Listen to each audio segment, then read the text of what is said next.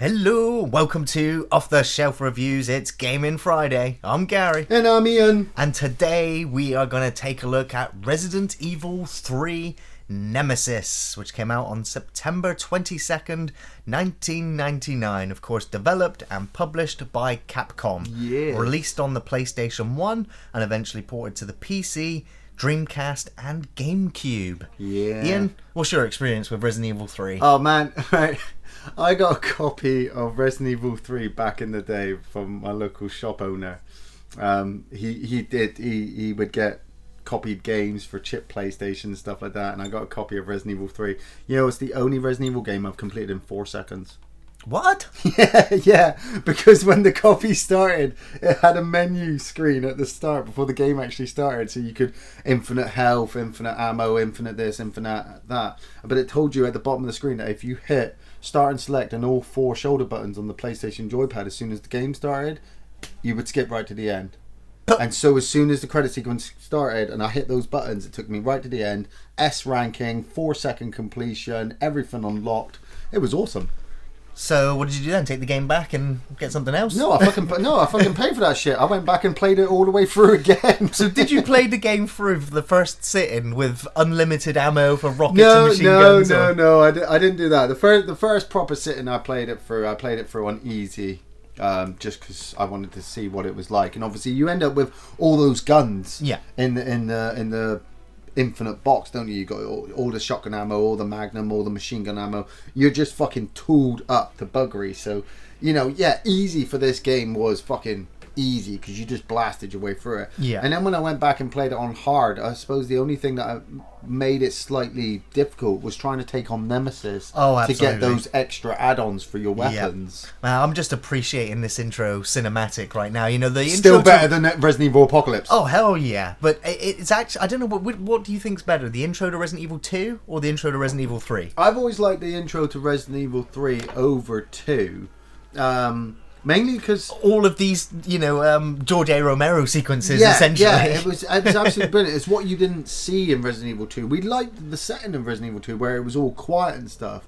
And, I mean, I think Leon turns up after the fall of Raccoon City. The night after, I think. The night after. So, at this point, I think Jill's going around doing her stuff at the same time. Leon's doing his stuff. This game takes place before Resident Evil 2 and then after Resident Evil 2. Yeah, because at the end of Resident Evil 2, when you escape on the train, Raccoon City's still standing. Yes, it's that night that it would get nuked. It gets nuked at the end of this. So, you know, this would finish the story of Raccoon City, you know? Pretty much, yeah. You know, no, we're not going back there anymore. There's no hive underneath. Yeah, there's no hive underneath. I mean, this kind of made me laugh as well, was the fact that, you know, you got that explosion, Jill comes rushing out, she's surrounded by zombies, and then she goes and hides herself.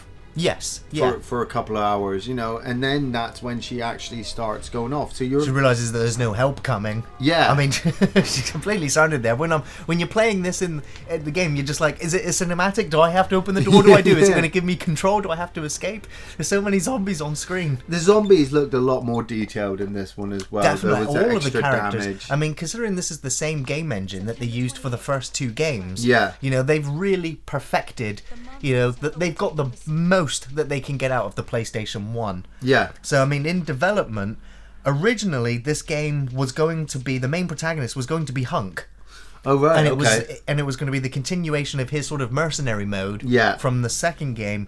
And he basically, the mission was to bring back the virus sample. Yeah. And he was going to end up on a luxury cruise liner, and that was going to be the setting for the whole game. Oh, okay, yeah. And as soon as I read that, I was just like, it kind of reminds me of Cold Fear. Yes. Which all takes place on a tanker. Yeah. And is a survival horror game, and is a hugely sort of overlooked game, actually. I mean, we didn't even consider it. Actually, no, we went to look for it, but the backwards compatibility on the Xbox is not there right now. So not brilliant, no. We couldn't easily cover it. And so that Hunk side project, basically, when they realized that the PlayStation 2 was coming out, they were like, okay, so, you know, Capcom had multiple Resident Evil projects on the go. They had Resident Evil 3, Resident Evil Code Veronica, Yeah. and Resident Evil 4 all Yeah. going into production at the same time, but they just didn't know which one was going to be the numbered Resident Evil game. Yeah, the canon. Yeah, and so when they knew that the PlayStation 2 was coming out, they were like, okay, so this team, you go work on Resident Evil 4. This team, you go work on Code Veronica. And that team, quickly get Resident Evil 3 out the door before the PlayStation 2 comes out. Yeah, well, they had to finish off the story. We needed them to finish off the story of Raccoon City and the STARS members and stuff like that. Yeah, well, obviously Jill, they didn't even consider Jill as the main protagonist in this game, but they were like, oh, if we've got Chris turning up in Veronica, and Claire turning up in Veronica, Yeah. and Leon who's going to go into number 4, who's left? Who do we... Oh, well, Jill's left, so it just became Jill by default. I just noticed something, when Jill actually runs upstairs in this, and you don't actually have to stop and watch her walk up, it was so changing. You're yes, yeah. So they, as I said, they used the last game engine. It's 2D pre-rendered backgrounds, and interestingly, the Nemesis was largely inspired by the T-1000. Really? Obviously, Terminator 2 had recently come out, and they liked the idea of him sort of stalking them throughout the whole film. Yeah. And they wanted that feeling in this game, that once you have that first encounter with Nemesis, that you live in dread the rest of the game. You don't know when he's going to turn up again and just cause havoc. Much like Mr. X from the second game. Yeah. Just turning up randomly every now and again. Now, because of the problems with, because of the rushed development, essentially, this game was actually written by someone who had no knowledge whatsoever of Resident Evil. He had not played the games, not seen them, and so when he had wrote the script for this game, Capcom didn't just go, yeah, that's fine, and shove it out the door. They actually had weekly meetings and development meetings, producer meetings, director meetings, with all of the different teams working on the different Resident Evils to make sure nobody broke continuity. Yeah. And I was just like, that's great. Capcom really, they knew it was a moneymaker, and they were mass making Resident Evil games at this time. Yeah. But at least they had quality control. They didn't just rush it out the door and just go, whatever, fans will buy it because it's Resident Evil. They stopped and had a look at it. They looked at the continuity. They looked at what was happening and all the files and all the information that's in there. It all works. It all fits in the Resident Evil world. It expands the universe. And this is something I loved about Resident Evil 3 was... in Resident Evil 2, you saw a few of the streets. Yes. And then you were into the police station and down into the sewers. And then in the laboratories. Yeah, in Resident Evil 3, you are running around the streets a lot. And so... I'm trying to figure out... there we go. I thought that door kind of triggered on its own. I'm like, I never usually have to shoot the door. Now, here's one thing this game frightens me is look how fast these zombies come at you. Look, I'm like... In the previous games, you could just bop, bop, bop, bop, bop, and they go down. In this one, those zombies really move after you. I don't know whether it's because they're freshly turned or... Yeah, the dynamic of the characters, they had to make them more scarier. They couldn't be slow and shambling like we've there's a been difference used to. because you get the slow shambling ones, and then you get the ones that just lurch right after you. Yeah. And the fact that the city, like I said, the city was dirtier. It was more grittier. You really felt like you were in Raccoon City... dealing with I am this shooting horror. at a zombie.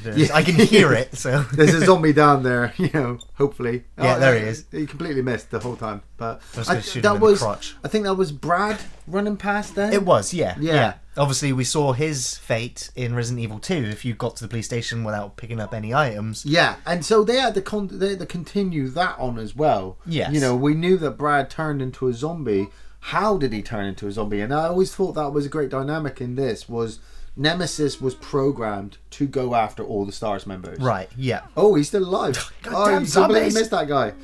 It's one of the things now. that fucking pissed me off so much about the film. He's going to bite me again. Again, No. Jesus. We got some fucking... No, I have to say, when we were reviewing the Resident Evil films, Yeah. they made me so sick that Yes.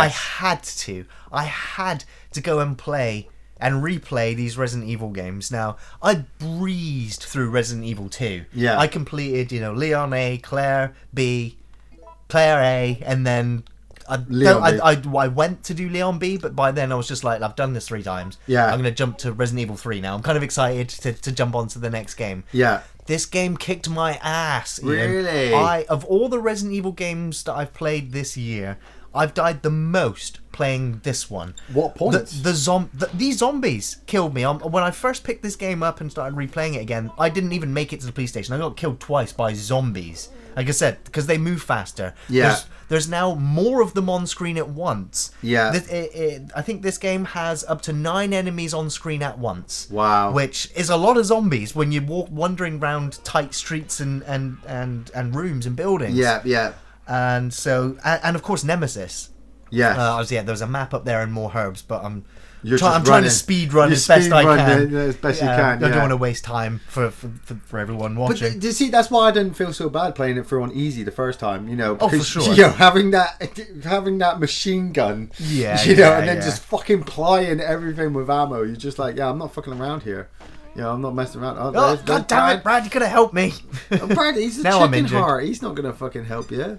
Well, he just killed that zombie for himself. True. You know. So yeah, you know, having the cityscape for the game development, it makes this game a lot more interesting because you have more environments and more varied areas. It's definitely much more action based. As I said, having 9 enemies on screen, they definitely improved the AI, where zombies and creatures will walk up and down stairs. Yes. And of course, you know, but still doors. You know, Nemesis' greatest enemy in this game is closed doors. Yeah. You close the door and you can breathe for a moment. He was the standout character for this. I mean, you know, the first game we only got Tyrant at the end, and then even then it was a couple of brief battle sequences. He was dead. You either had that one battle with him, and then if you were going for the best ending, you had the battle on the rooftop. Yeah, yeah. In the second one, Mr. X. He pops down about halfway through. Yeah, William Birkin as well. They were scary, but much like the Tyrant in the first one, they only turned up at major points. Yeah, boss battles. Boss battles, basically. Yeah. Nemesis. He's there the whole time. Yeah, within 15 minutes of this game, you're introduced to Nemesis, and he's on your ass the whole game.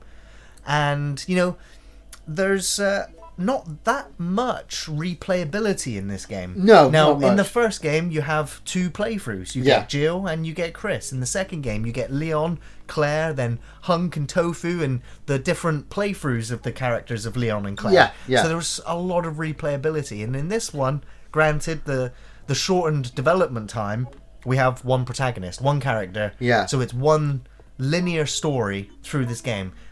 Do you think that worked for Resident Evil? You know, it worked for me just to finish it off. I was happy with the trilogy. Yeah. I was happy it was done. I'd done the Star stories. I was all good. When they carried on expanding it past Veronica 4, 5, 6, 7 and brought all these other characters back, I'm like, part of me's like, I want another Nemesis. Well, you know, I mean, I want another Nemesis. I keep seeing all these different Tyrant characters, and they're all great. Don't get me wrong. And mutinatable. I'm stuck in there. Mutinatable scientists who have injected themselves with the T-virus, and now they're the big bad. Where's Nemesis? Nemesis had me on edge the whole time. The fact that halfway through this game, he infects Jill, and you have to take Carlos on. That's right. To go and find the antivirus to go and save her. That was cool. You know, it was better than the whole Sherry and Ada sequence in Resident Evil 2. Oh, here we go with the barrel. I'm just going to line it up. I'm just going to make sure I'm in right distance so that the barrel doesn't blow me up as well. And get it on screen as well at the same time. Now, sometimes you can get really lucky, and those 2 zombies that are at the back, you can kind of get them as well. Yeah, well, I mean, that's the thing. The AI is quite random, isn't it? It is, yeah. I mean, they're definitely more hostile. They know where you are, and they will come after you. But yeah, like I said, you get the slow ones. You get the ones that like to play dead, like that one officer back there. He's getting up now. He's getting up. It doesn't get on fire either. There's fire right by his feet. He should be in flames. Carlos as well. Carlos. He is such a weak character. I mean, after replaying this game, when I first played the game, loved Carlos, loved the mercenaries. I thought it was great that we got to spend some time. I really liked Mikhail. Yes. Mikhail. Yes. He's the Russian mercenary. And he's the bad guy, isn't he? No. He's the one who is who's sort of injured Oh, on yeah. the tram. Yes, and I yes, love yes. his sort of last stand where he's sort of kicking a flaming barrel at zombies and blasting them. Yeah, It's yeah. like, I mean, I think he has a last stand. I think he gets killed by Nemesis as well. Yeah, I think he's injured. Oh, dog chase. Yep, I think there's a Run. door just here. Yep, in we go. Now, I know what's round the corner. I just know that Yeah. the police station is round the corner. And so right here, there's the typewriter.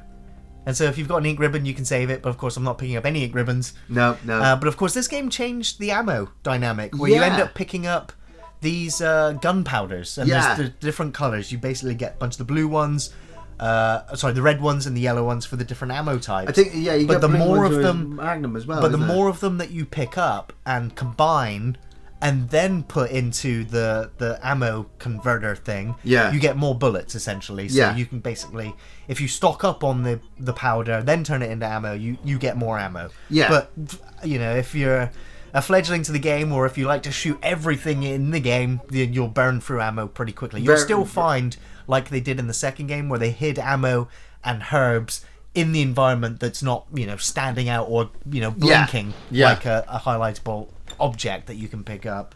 I mean, I like the fact that you just gave you new environments to go to. I think we said in the second one, you go to a petrol station, which I think is the petrol station. No, from the second one. you don't go in this one. You go to the petrol station. Yeah, that's what I'm saying. But Yeah. the petrol station, we said You saw that it in the cutscene. We saw it in the cut sequence in Resident Evil 2. There's a petrol station in this one. You end up blowing it up. I mean, I like the clock towers as the sequence. No, the clock tower. The clock tower. The clock sequence tower was is the worst. awesome. It's when the you're like, hey, rescue's come. Yeah. The helicopter's here. And it just Nemesis shoots it with a rocket launcher. And then one of the toughest boss battles in the whole game. Like that boss battle with Nemesis, I died first time playing the game, died like 6 times. Replaying the game recently, I died like 3 times fighting Nemesis there, and it's just like, God damn it, he's such a douche. Yeah. You know, but the thing is, I've learned now that I think Nemesis is a lefty.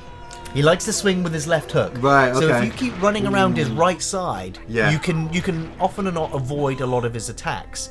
Now, also, this game added another element to sort of help with the difficulty curve, and they gave you a dodge mechanic. Yes. So you have to be aiming at the enemy and then pressing A, and you have to do it at the right time, otherwise you'll just shoot the trigger. Yeah, Now- these were cool as well. Yes. Now, right now, I'm just going to run the fuck away.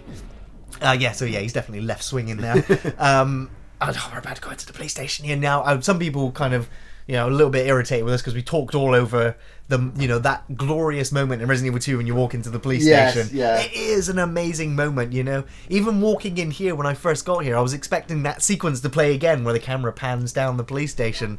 But it's just like, nope, Nemesis is at the door behind me, so I've got to move. So this is before Leon's turned up. Yeah. Right. And Like, all these doors are barricaded. Doors are barricaded. So who unlocked the doors? I can only imagine that zombies pulled them down, or lickers, or Nemesis maybe trying to get through to Jill, who knows is in the police station. Right. Yeah. I suppose that makes sense. But interestingly, I mean, obviously the STARS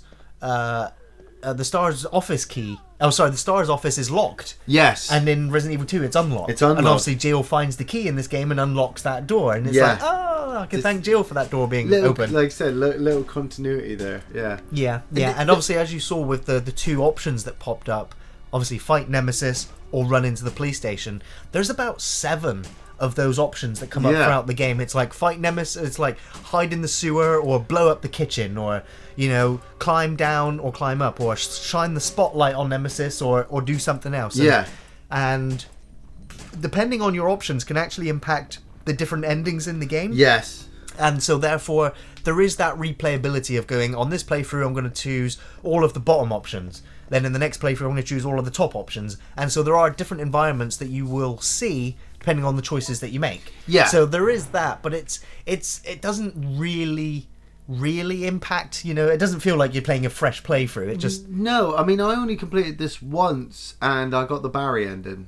Yeah, that was the best ending. That was the best ending. I don't even think I tried to really go for the Barry ending. I just ended up doing it. Yeah. You know, by making I didn't see that ending choices. until like the 3rd or 4th playthrough of the game. Well, it's, obviously, I'm not going to question your gameplay mechanics, but you know, just chuck it Hey, out well, there, I'm a pretty good Resident Evil player. Took you 6 times to complete Resident Evil 3. Well, yeah.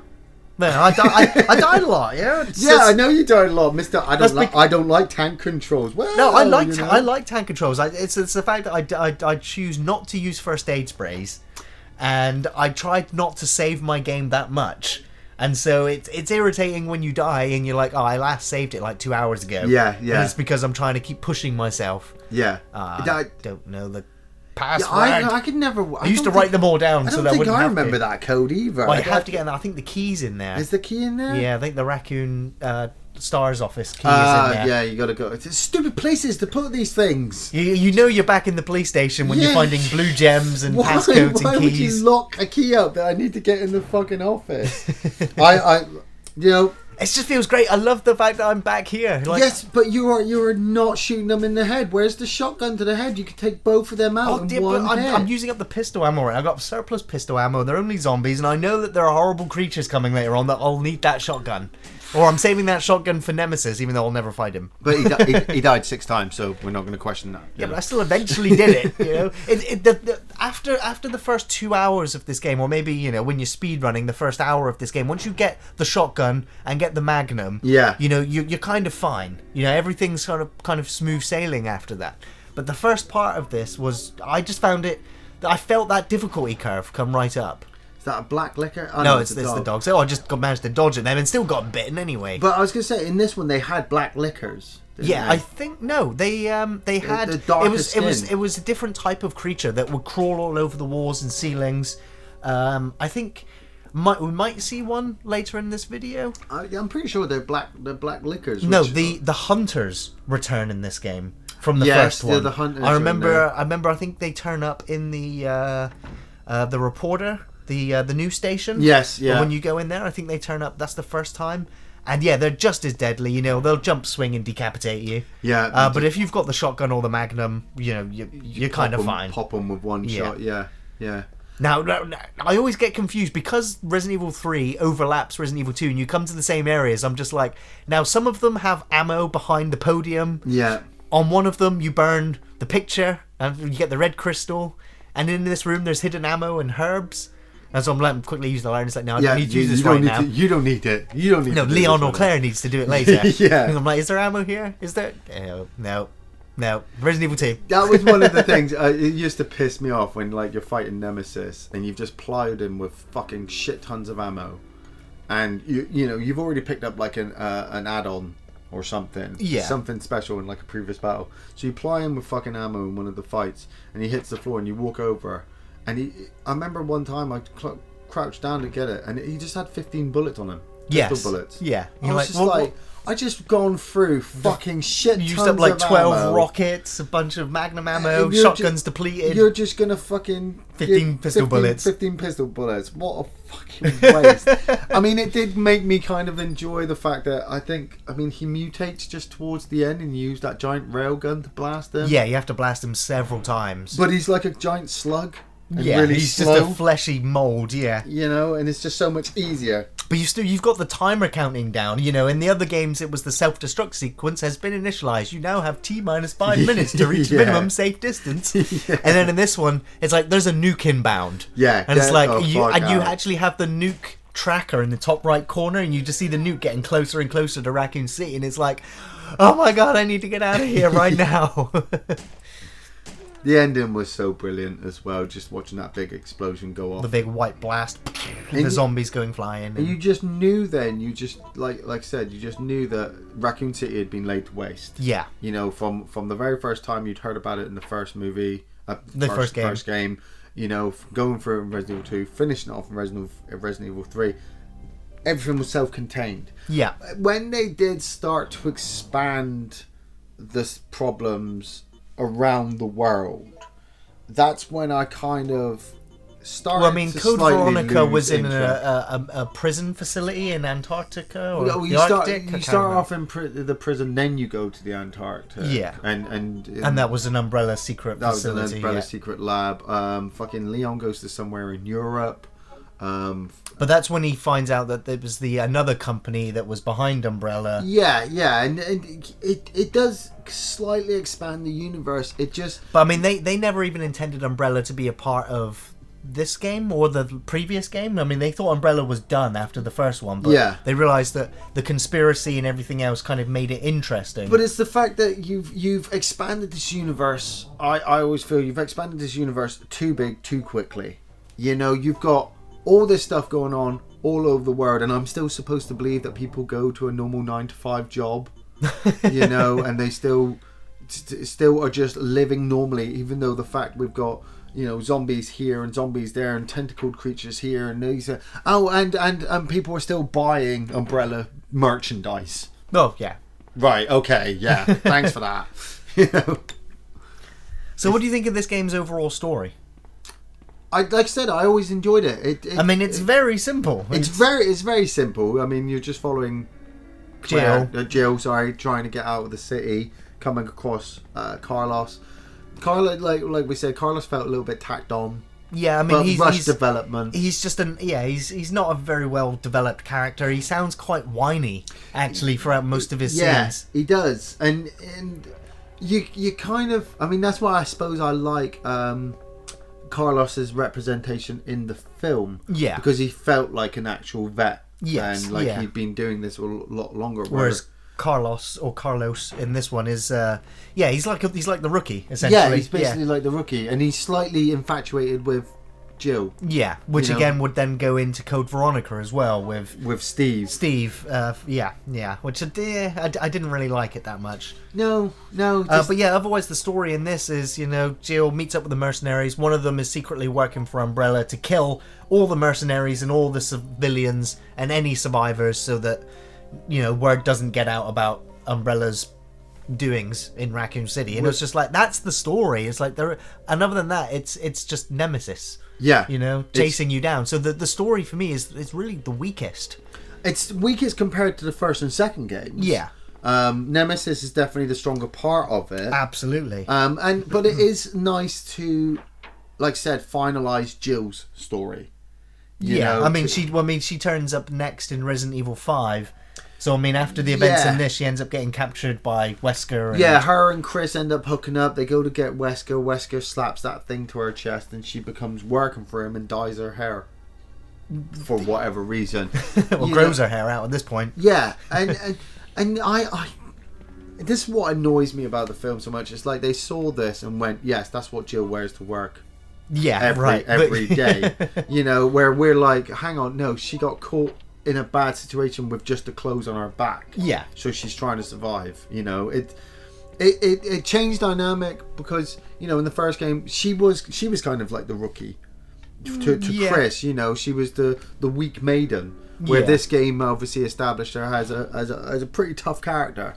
You know, she's very competent. You have to really work with her and use her mind to try and unlock all the puzzles. Oh, first time we've seen stairs, actually. Yeah. Must be a loading sequence. But it's like those stairs there right in front of me. It's like usually you would just have to press A and you would watch her walk up the stairs. But now it's built into the environment. But it also means that the zombies can now come down the stairs at you as well. Yeah. And why with the shotgun? Why have you not got the shotgun? I'm saving my shotgun, Ian. I'm saving my shotgun. That's why you die. No, you pistol for zombies, you know? No, use whatever you can and headshot those motherfuckers as best as you can. Now you got two. If you get bit. I'm not going to get bit. I'm not going to get bit. I'm in the right spot. No, I'm going to get bit. Oh, you got bit! Yes! I knew you Yeah, but I kicked his head off. You could have just shotgunned him. Pistol for zombies, Ian. Pistol for zombies. So yeah, the difficulty for the game, you know, Nemesis is a rat son of a bitch. You know, he will kill you. If you try to fight him, he's going to kill you. I recommend completing the game, running the hell away from him until you are forced to fight him. Alright, I'm going to film it. There we go. Thank you. You happy now? Yes, I'm happy. Now? Took us 3 games to get here. Shut up, yeah. You sit and play the next Resident Evil games. Done. Easy. Well, yeah, they are easy after this because they're all action-fest easiness. Yeah, well, I mean, Resident Evil 4, I blasted for Resident Evil 4 on the Wii just to get the Las Pelagas gun on hard, best settings, quickest time. And then once I got that gun, it was amazing because you just one hit killed everything, any boss, any creature. You know, and it was just, it took me back, doing that took me back to the first time I played Resident Evil 1 and completed it under 3 hours and got the rocket launcher. Yeah. You know, and I was just literally walking around with the rocket launcher. Yeah, Jill's got the lockpick. Finally, you know. And you know, the second and third ones kind of missed out on that. You needed something to reward you for everything you've been through. You know, this game would have been good if at the end of it they'd said, here's a badass weapon, and you're like, they give you mercenary mode, and if you complete mercenary mode and get like the S rating a couple of times, it's like you get earned points, and it's like you can buy this gun with infinite ammo. I think there's like 3 guns: the minigun, machine gun, and the rocket launcher. Yeah. And they all cost a certain amount of currency, and then obviously you just blast through the game. Stars team, yay! It's fun. Oh, Barry, you've left me some pistol ammo. Thank you. Is he? Yeah, I can see it there. Oh, nice. No wonder there's no pistol ammo when you come back from the on. Yeah. You know, if you've gone through the first one and the second one, play the third one just to finish off the story. Yeah. You know, don't expect anything too major. Just I mean, after playing through the 3 Resident Evil games again, I actually enjoyed this one. Just in terms of its gameplay. Yeah. In terms of the way it controls, it feels like it's been fine-tuned. Yeah. You know, it also recreates that sense of horror and the dread where you can hear the monsters and the camera's not showing them to you. Yeah. You know, they're around the corner. You know it's coming. And it really does... You know, when you're playing it for the first time again, even though I completed this game multiple times, you know, yesteryear, replaying it again now, it was like, it felt fresh, because this is the Resident Evil game that I played the least out of the original 3. Yeah. Mainly because of its difficulty, but then once you'd beaten Nemesis and unlocked those weapons, there wasn't really that much to keep playing. I spent a bit of time on the mercenary mode, you know, because 2 of those characters were, it's almost impossible to finish it with. And then one of them you can just blitz right through. Go and rescue people and get the extra time bonuses and actually fight multiple Nemesises at certain points. So, you know, this one, even though number 2 is my favourite, this one here I enjoyed playing through. Yeah. Just because it was a linear. I knew I didn't have to go and change and do another playthrough with another character to experience the whole story. You you get it all in this one. It does annoy me that a lot of the mercenaries are totally inept. And they, you know, you get to the tram and it's like, we need fuel, we need cabling, we need batteries, and the mercenaries are like, yeah, Joe, you go do that. Yeah. So what are you guys going to be doing? Protecting the tram? We're going to sit here and clean our guns. Yeah. But you can kind of understand why they failed to keep the outbreak from happening. You know, if Jill had been there, it'd have been all fine. Yeah. You know, the puzzles... The puzzles are a little bit more interesting. Oh, God, fuck you, Nemesis! There he is. I've just gone through the wrong door. Have you got to go back? I've got to go back. Well, maybe he's gone. What do you reckon? I reckon he's still there. You reckon he's I still reckon there? he's still there. Alright, let's go find out. No, I'm just thinking, can I go another way? So just like, No, because the other way's been locked off. I'm like, I can make my way around Resident Evil 2 style, but no.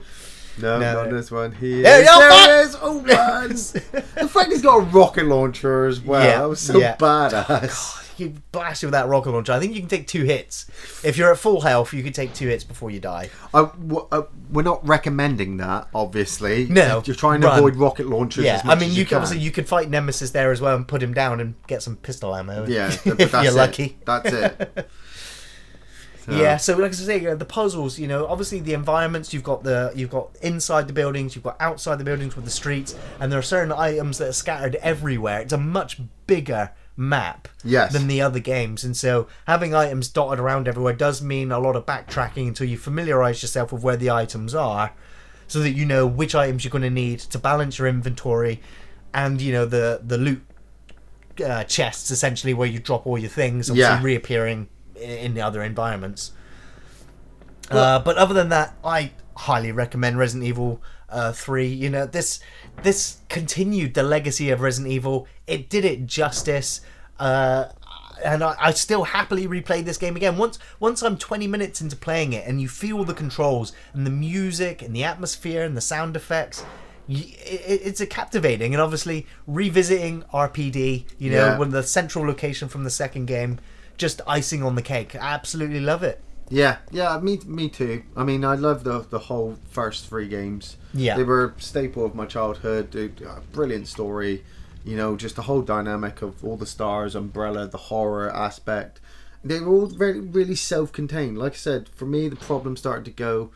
I know the games had to expand, but they expanded too much. Oh wait, there's the creature. That's the new creature in this one. Yeah. No, but I'm pretty sure they're still black liquors. I don't know when they will pop up. Those are the bug type ones. Yeah, from the first yeah. one. But they expanded the universe a little bit too fast, too quickly, too over the top. I know that they take it to an action dynamic. I get that, but personally, for me, the first 3 games, staples Solid. of gaming. Definitely. Well, yeah, that's going to bring us to the end of this episode. I just want to say thanks for watching, everyone. We'll be back next Friday looking at a different video game. Of course, film reviews on Thursdays. You can find us on Facebook, on Twitter, and on Patreon. Thanks for watching, everyone. See you next time. Take it easy.